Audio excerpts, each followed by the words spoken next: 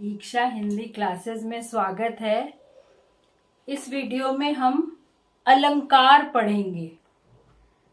अलंकार जो बहुत ही इम्पोर्टेंट टॉपिक है और कई कक्षाओं के सिलेबस में ये दिया हुआ है।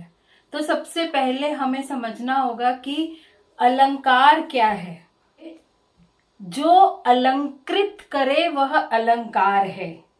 अब अलंकृत करना क्या होता है? अलंकृत करने का अर्थ है सजाना, संवारना, सुंदर बनाना। तो जो सुंदर बनाए वह अलंकार है। अब जैसे स्त्रियां गहने पहनती हैं, बहुत तरह के गहने, आभूषण, ऑर्नामेंट्स पहनती हैं। क्यों? ताकि वे सुंदर दिखें, उनकी शोभा बढ़ जाए। तो सुंदरता बढ़ाने के लिए जिस तरह आभूषणों का, अलंकारों का, गहनों का, ऑर्नामेंट्स का प्रयोग किया जाता है शरीर पर, वैसे ही काव्य की शोभा बढ़ाने के लिए जिस मनोरंजक ढंग का प्रयोग किया जाता है, जिन तरीकों को अपनाया जाता है काव्य की सुंदरता को बढ़ाने के लिए, उन्हें अलंकार कहते हैं साहित्यिक भाषा में। तो अलंकार का काम है सुंदरता बढ़ाना।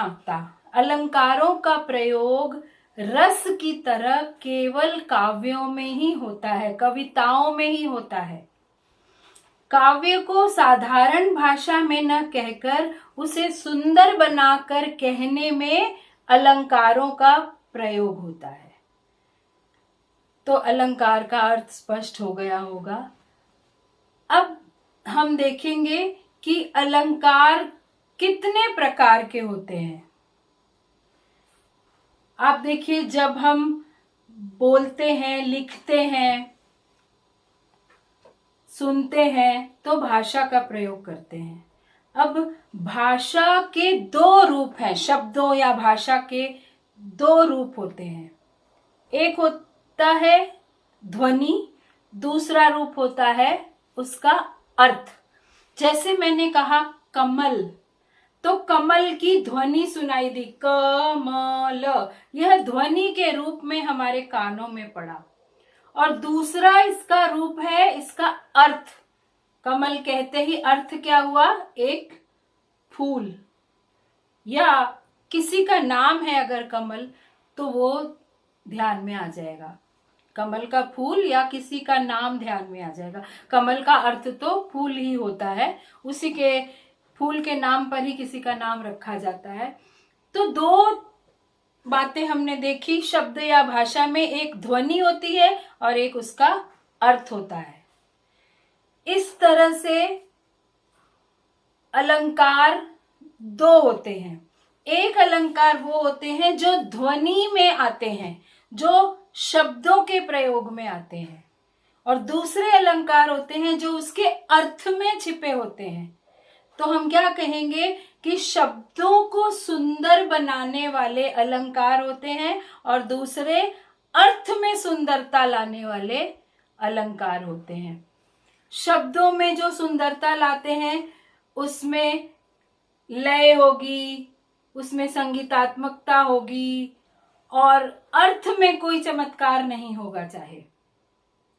लेकिन अर्थ में जो जहां अलंकार होते हैं वहां पर अर्थ में सौंदर्य छिपा होता है। वहां शब्द सीधे साधे होंगे, बिल्कुल स्वाभाविक साधारण शब्दों का प्रयोग होगा, परंतु अर्थ में सुंदरता छिपी होगी। तो इस दृष्टि से हम कह सकते हैं कि अलंकारों के दो भेद हैं। शब्दों में जहां सुंदरता है वहां शब्दालंकार, अर्थों में जहां सुंदरता है वहां अर्थालंकार। अब मैं उदाहरण से समझा देती हूँ आपको कि शब्दालंकार और अर्थालंकार क्या है। जैसे मैंने एक पंक्ति पढ़ी, चारु चंद्र की चंचल किरणें खेल रही हैं जल थल में। मतलब सुंदर सुंदर चंद्रमा की चंचल किरणें, चंचल किरणें हिलने डुलने वाली, लुकने छिपने वाली, सुंदर चंद्रमा की चंचल किरणें जल पर और स्थल पर खेल रही हैं, आ रही हैं, जा रही हैं, कभी बादल उन्हें ढक देते हैं, कभी हवा से। तो चारों चंद्र की चंचल किरणें खेल रही हैं जल थल में। ये पंक्तियों में, शब्दों में सुंदरता है। च च च बार बार आया है, चारों चंद्र की चंचल किरणें। और यदि मैं कहूं, थाल करता है प्रतीक्षा आपकी। थाल, भोजन का थाल। अभी कितना सिंपल, कितने साधारण से शब्द है। थाल आपकी प्रतीक्षा कर रहा है। प्रतीक्षा मतलब इंतजार। तो कहना क्या चाहते हैं, इसमें क्या अर्थ छिपा हुआ है कि खाना खा लीजिए, थाल आपकी करता है प्रतीक्षा, आइए खाना खा लीजिए, खाने का समय हो गया है। तो ये सीधा ये ना कहकर कि खाना खा लीजिए कह दिया, थाल करता है प्रतीक्षा आपकी। तो यहाँ अर्थ में सुंदरता छिपी हुई है। पहले उदाहरण में चारों चंद्र की चंचल किरणें, ये शब्दों में सुंदरता थी, इसमें कोई अर्थ में सुंदरता इतनी नहीं है। तो जहां पर शब्दों में सुंदरता हो केवल, वहां शब्दालंकार है। जहां अर्थ में सुंदरता छिपी हो वहां अर्थालंकार है। तो अब हम देखेंगे शब्दालंकार कौन कौन से हैं और अर्थालंकार कौन कौन से हैं। शब्दालंकार 3 हैं, केवल 3। अनुप्रास, यमक और श्लेष। अनुप्रास अलंकार, यमक अलंकार और श्लेष अलंकार। तो सबसे पहला शब्दालंकार है अनुप्रास अलंकार। अनुप्रास का अर्थ होता है क्रम में रखना। क्रम यानी सीक्वेंस। तो जब कविता में वर्णों को, वर्ण यानी अल्फाबेट्स, वर्णों को क्रम में रखा जाता है या वर्णों को बार बार रिपीट किया जाता है, वर्णों की बार बार आवृत्ति होती, आवृत्ति यानी रिपीटेशन, वहां पर अनुप्रास अलंकार होता है। ऐसा क्यों करते हैं? ऐसा कविता को सुंदर बनाने के लिए करते हैं। कवि लोग कविताएं लिखते समय प्रयत्न करते थे, सोच कर लिखते थे कि मैं इस कविता में अनुप्रास अलंकार का प्रयोग करूंगा। कई कवि, रीतिकाल के कवि, वे लोग कितने कितने दिन लगा देते थे कुछ पंक्तियां लिखने में, अलंकारों को बैठाने में, अलंकारों को बनाने में। बहुत प्रयत्न करना पड़ता है, बहुत ज्ञान की आवश्यकता है इसके लिए, जब अनुप्रास या किसी भी अलंकार का प्रयोग करना हो। तो जहां पर कविता को सुंदर बनाने के लिए, उसमें संगीतात्मकता लाने के लिए, लय लाने के लिए, गति लाने के लिए वर्णों की आवृत्ति होती है, रिपीटिशन ऑफ अल्फाबेट्स, वहां पर अनुप्रास अलंकार होता है। तो मैं उसके उदाहरण आपको बता रही हूं, देखिए कैसे। पहला उदाहरण देखिए, एक तो मैंने आपको बताया था, चारों चंद्र की चंचल किरणें खेल रही हैं जल थल में। यहां पर देखिए चारों चंद्र की चंचल, च च च की आवृत्ति हुई है, खेल रही हैं जल थल में, जल में ल, थल में ल की आवृत्ति हुई है, आवृत्ति यानी रिपीटेशन। अब दूसरा उदाहरण देखिए, तरनी तनुजा तट तमाल तरुवर बहु छाए।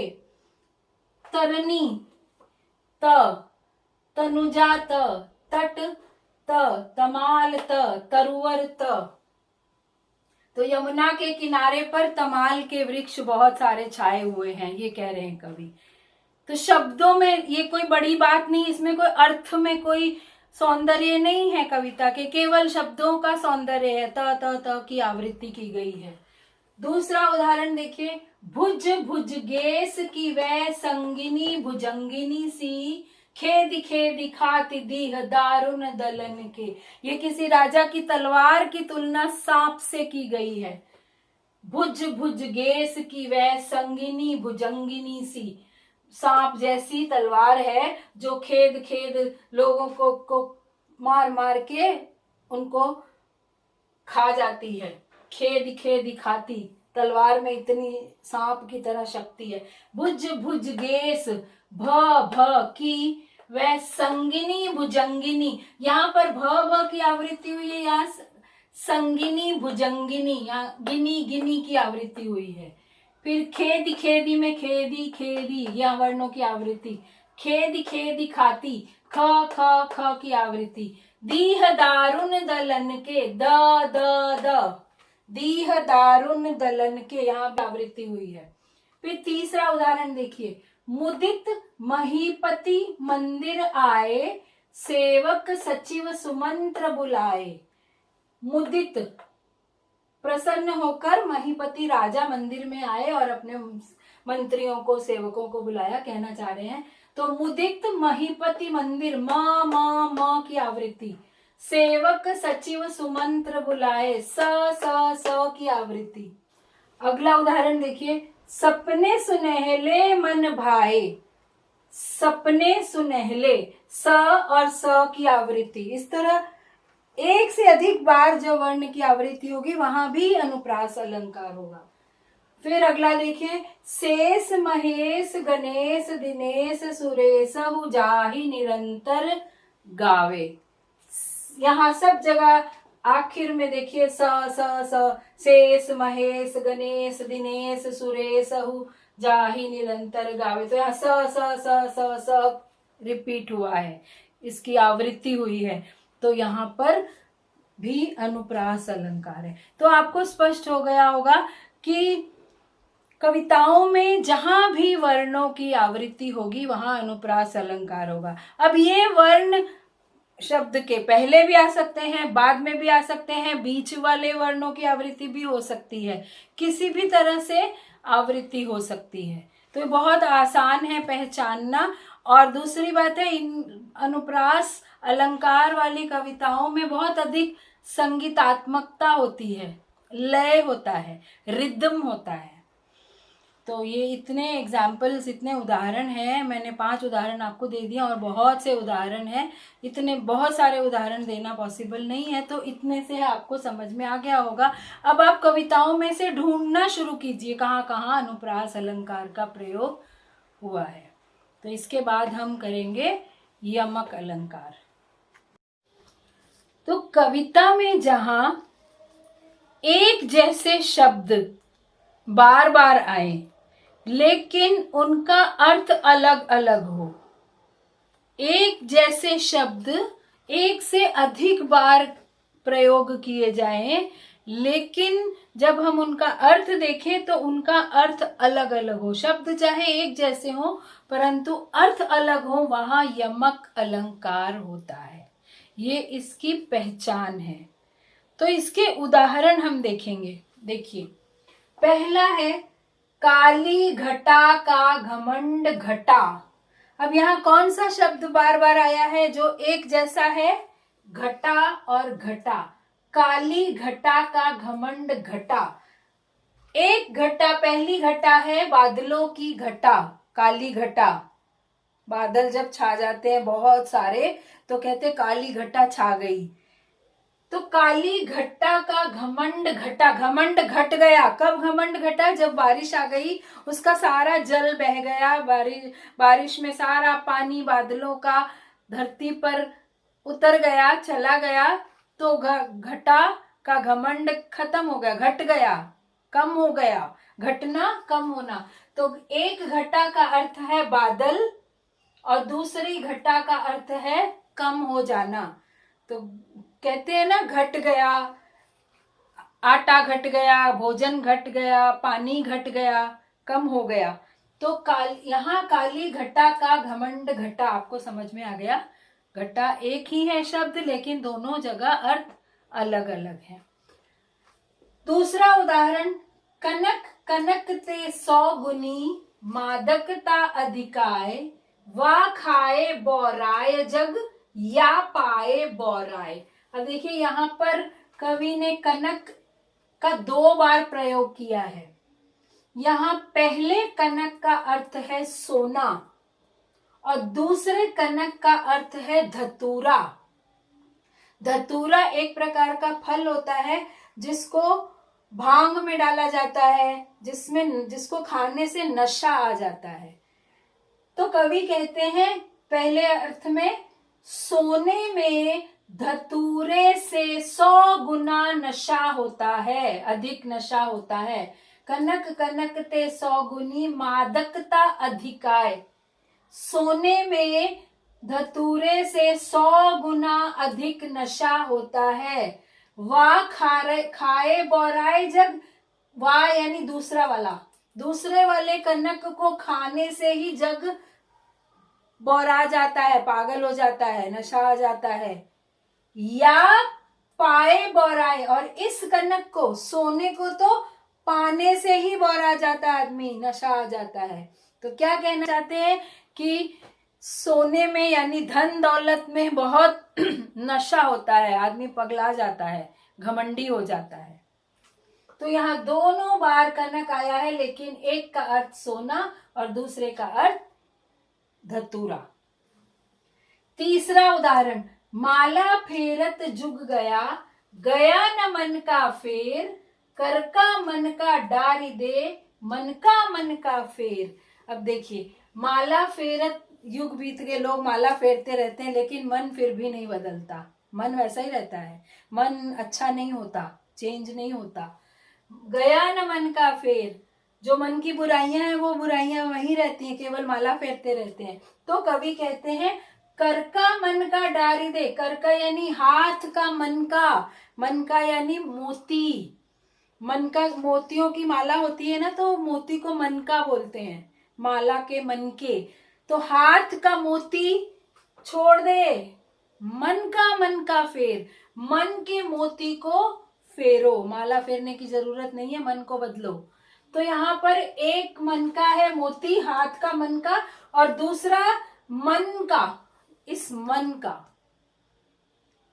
केवल ये बीच में गैप आ गया है, बस शब्द वही है।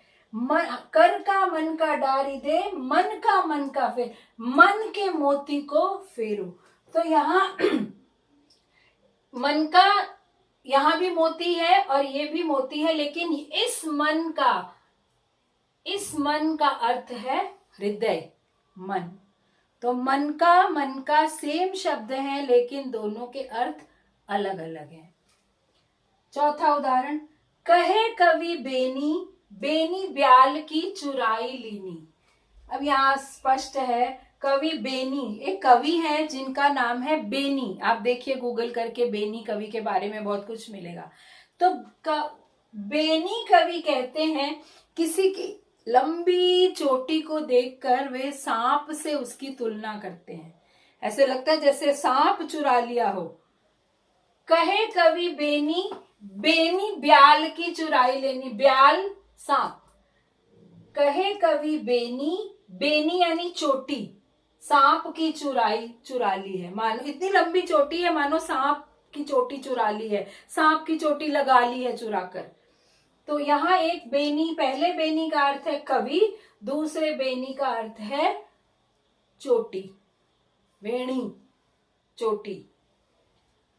तो ये यहाँ भी दोनों शब्द एक जैसे हैं, लेकिन दोनों के अर्थ अलग अलग हैं। फिर देखिए, भर गया जी, हनीफ जी कर। हनीफ कवि का नाम है, शायर का नाम है। कहते हैं भर गया जी कर, जीना जिंदा रहना, जी कर जिंदा रह कर, भर गया जी दिल। एक जी है दिल और दूसरा जी कर है जिंदा रह कर। भर गया जी हनीफ जी कर, भर गया दिल जिंदा रह कर, बस और मन नहीं करता जीने का। तो ये एक जी का अर्थ है दिल, दूसरे जी का अर्थ है जिंदा रहना। तो एक जैसे दोनों शब्द हैं, लेकिन दोनों का अर्थ अलग अलग है। तो यमक अलंकार स्पष्ट हो गया कि जहां एक जैसे शब्द एक से अधिक बार आए, लेकिन उनका अर्थ अलग हो, वहां यमक अलंकार होता है। अब हम देखेंगे तीसरा शब्द अलंकार, श्लेष अलंकार। तो अब देखते हैं श्लेष अलंकार। श्लेष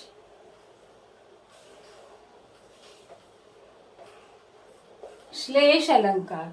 श्लेष का अर्थ होता है चिपकना, चिपकने वाला पदार्थ, श्लेष। तो जब कविता में किसी एक शब्द में एक से अधिक अर्थ चिपके हुए हों, एक शब्द के कई अर्थ हों, वहां श्लेष अलंकार होता है। एक से अधिक हो, एक ही शब्द के एक से अधिक अर्थ छिपे हुए हो, वहां श्लेष अलंकार होता है। तो इसके लिए उदाहरण जब हम देखेंगे तो स्पष्ट हो जाएगा श्लेष अलंकार क्या है। ये सब शब्दों में चमत्कार उत्पन्न किया हुआ है, इसलिए ये शब्द अलंकार है। तो देखिए पहला उदाहरण, सुवर्ण को ढूंढत फिरत कवि व्यभिचारी चोर। सुवर्ण, सुवर्ण यानी वर्ण, सुवर्ण, वर्ण यानी अच्छे वर्ण, अच्छे शब्द, अच्छे अल्फाबेट्स, अच्छे शब्दों का प्रयोग करने वाला जो है वो कौन है? कवि। तो सुवर्ण को ढूंढत फिरत कवि, कवि जो है वो अच्छे वर्णों को ढूंढता है, अच्छे शब्दों को ढूंढता है, तब वो कविता लिखता है। और जो व्यभिचारी होता है वो सुवर्ण, सुवर्ण का अर्थ है गोरा रंग, सुंदर रंग, वर्ण रंग को भी कहते हैं। तो जो व्यभिचारी, व्यभिचारी कहते हैं जो फ्लर्ट करता है, स्त्रियों को देखता है, लड़कियों को देखता रहता है, सुंदर सुंदर लड़कियों को देख देख कर कमेंट पास करता है, उसको व्यभिचारी कहते हैं, जिसे इंग्लिश में फ्लर्ट कहते हैं। तो व्यभिचारी किसको ढूंढता है? सुंदर रंग वाली गोरी लड़कियों को, सुंदर लड़कियों को। और चोर किसको ढूंढता है? सुवर्ण, स्वर्ण को, सोने को, गोल्ड को। चोर को सोना चुराना अच्छा लगता है, घरों में चोरी करता है और सोने की चीजें उठा के ले जाता है। तो हमने क्या देखा? सुवर्ण को ढूंढत फिरत कवि व्यभिचारी चोर। तो कवि, व्यभिचारी और चोर, ये तीन लोग हैं जो सुवर्ण को ढूंढ रहे हैं। कवि सुवर्णों को ढूंढ रहा है, अच्छे शब्दों को, और व्यभिचारी सुंदर रंग वाली स्त्रियों को, लड़कियों को, महिलाओं को ढूंढ रहा है। और जो चोर है वो सुवर्ण, स्वर्ण को ढूंढ रहा है। तो यहाँ सुवर्ण के तीन अर्थ छिपे हुए हैं, इसलिए ये श्लेष अलंकार है। उसके बाद दूसरा उदाहरण, मधुबन की छाती को देखो सूखी इसकी कितनी कलियां। मधुबन बगीचा, बाग, गार्डन जहाँ फूल खिलते हैं। तो कई बार बाग में हम देखते हैं छोटी छोटी कलियां ही सूख जाती हैं, फूल बन ही नहीं पाती, कलियां ही सूख जाती हैं। कुछ उनको पानी नहीं मिला पौधों को, या ज्यादा धूप पड़ गई, या खाद नहीं मिली, या जो भी कारण हुआ हो। तो मधुबन में कई बार मधुबन की छाती को देखो, यानी मधुबन को देखो, सूखी इसकी कितनी कलियां, कितनी कलियां सूख जाती हैं, फूल बनने से पहले ही सूख के मर जाती हैं। तो यहाँ कलियों के दो अर्थ हैं, एक है फूल खिलने से पहले की दशा जो बड होती है, कली होती है, और दूसरा है यौवन से पूर्व की अवस्था, कितने बच्चे बड़े होने से पहले ही मर जाते हैं, उनकी मृत्यु हो जाती है। तो यहाँ पर कलियों के दो अर्थ हैं, एक है फूल खिलने से पहले की दशा और दूसरा अर्थ है यौवन पूर्ण अवस्था, युवा होने से पहले की अवस्था, बचपन की अवस्था। तो यहाँ दो अर्थ हैं। फिर तीसरा, इसमें भी कलियां में श्लेष अलंकार है।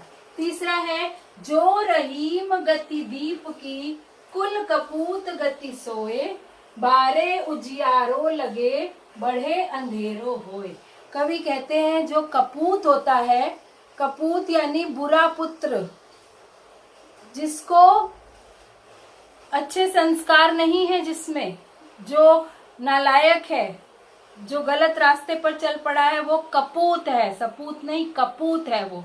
तो कह रहे हैं कि जैसी दीप की गति होती है वैसे ही कपूत की गति होती है। जो रहीम गति दीप की, कुल कपूत गति सोई। जैसे दीप होता है बिल्कुल वैसे ही कपूत होता है। कैसे?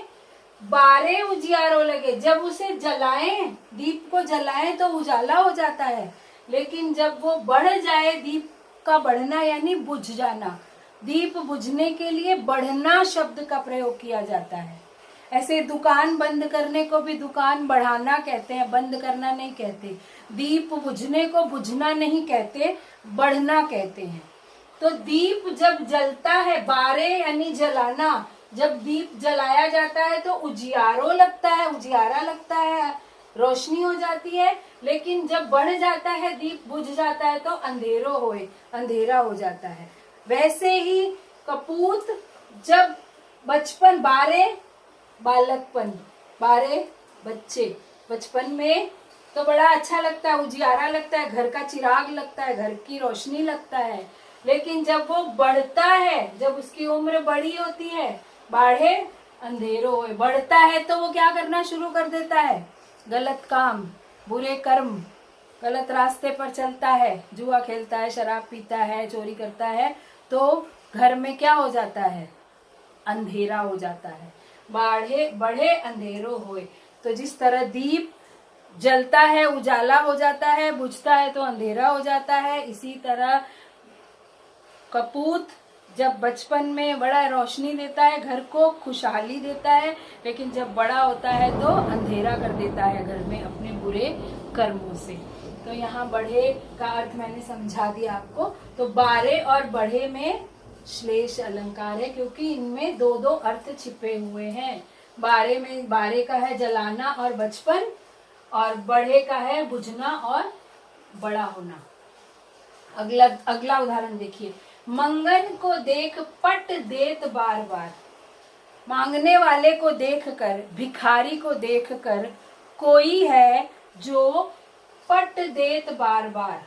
अब यहाँ पट का अर्थ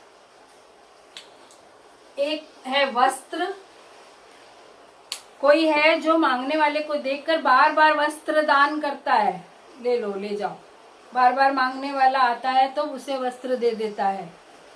और दूसरा अर्थ है पट देत, पट यानी दरवाजा बंद कर देता है। कोई तो दान कर देता है वस्त्र और कोई दरवाजा ही बंद कर देता है। तो यहाँ पट के दो अर्थ हैं। पट देत बार बार, मंगन को देख पट देत बार बार, पट यानी वस्त्र और दरवाजा। तो यहाँ पट में श्लेष अलंकार है। अब आखिरी उदाहरण देखिए, पांचवा उदाहरण।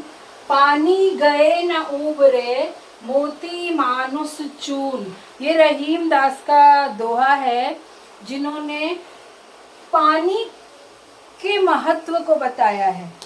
कि वो कहते हैं रहीमन पानी राखिए, बिन पानी सब सून।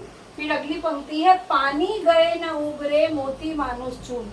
यहाँ पर कवि कहते हैं कि पानी बहुत ही महत्वपूर्ण है। अगर पानी ना हो तो मोती के लिए, पानी ना हो तो मोती व्यर्थ है। मोती के लिए पानी का अर्थ है चमक, कांति, आभा। अगर मोती में चमक नहीं होगी तो मोती बेकार है। मोती के ऊपर एक चमक का छिलका होता है, अगर वो छिलका उतर जाए तो उसकी चमक चली जाती है, कोई नहीं खरीदेगा मोती को। उसकी चमक नहीं है तो मोती भी बेकार है। तो पानी गए न उबरे, मोती उबरता नहीं है, मोती का कोई उद्धार नहीं होगा अगर उसमें पानी नहीं होगा, यानी चमक नहीं होगी।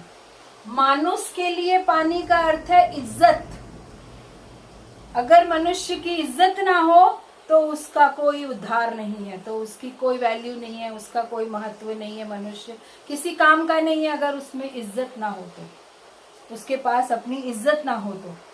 मानुष के लिए पानी का अर्थ है इज्जत। और चून यानी चूना, लाइमस्टोन, जिससे घर में पुताई करते हैं। चूने का महत्व तभी है जब वो पानी में डाला जाता है और फिर वो काम आता है। अगर चूने को पानी में न डाला जाए, सूखा चूना कहीं टिकता नहीं है। तो चूने के लिए पानी है जल। मनुष्य के लिए पानी उसकी इज्जत है और मोती के लिए पानी उसकी चमक है। तो यहाँ पानी के 3 अर्थ हैं, चमक, इज्जत और जल। तो यहाँ 3 अर्थ चिपके हुए हैं, इसलिए यहाँ श्लेष अलंकार है। तो आपने देखा ये शब्द अलंकार हैं, तीनों शब्दों में चमत्कार किया है। शब्दों को इतनी अच्छी तरह से सोच समझकर प्रयोग किया गया है कि भाषा में सौंदर्य आ गया है। तो अलंकार क्या हुए? जहां पर सुवर्णों का प्रयोग किया गया है, अच्छे वर्णों का, अच्छे शब्दों का। तो ये 3 शब्द अलंकार हमने देखे, अनुप्रास, यमक और श्लेष अलंकार। तो आपको स्पष्ट हो गए होंगे। अब मैं दूसरे वीडियो में अर्थालंकार समझाऊंगी। तो आप ये सब उदाहरण ध्यान से देखिए, समझिए, कोशिश कीजिए समझने की। मैंने अच्छी तरह समझा दिया है, कोई कहीं डाउट नहीं होगा। फिर भी यदि आपको किसी भी तरह की शंका है तो कमेंट बॉक्स में लिखिए और मेरे चैनल को सब्सक्राइब कीजिए, लाइक कीजिए, शेयर कीजिए, अच्छी तरह पढ़ाई कीजिए।